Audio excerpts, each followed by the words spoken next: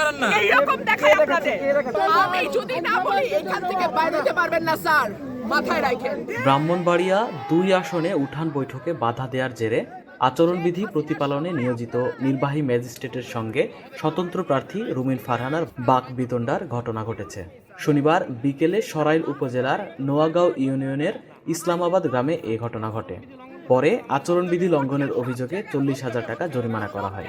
রুমিন ফারহানার এক অনুসারী জরিমানার এই টাকা পরিশোধ করেন। পারলে থামাই দেন। আজকে আমি ভদ্রতা করে থামাইছি, next time কিন্তু আপনাদেরকে বুড়া আঙ্গুল দেখায় আপনারা কিছু করতে পারেন না। এইরকম দেখায় আপনাদের।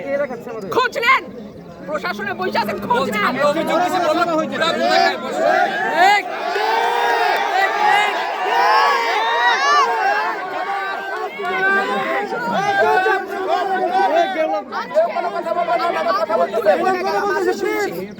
ভবিষ্যতে শুনবো না। আর আমার এই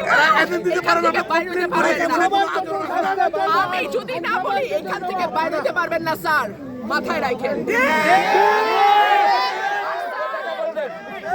শেখ হাসিনার সময় আপনারা যাদের কথা এখন চলতেছেন তারা কানে ধইরা খাটের নিচে থাকতো স্যার। আমি রুমিন ফারহানা, কোনো দল লাগে না আমার।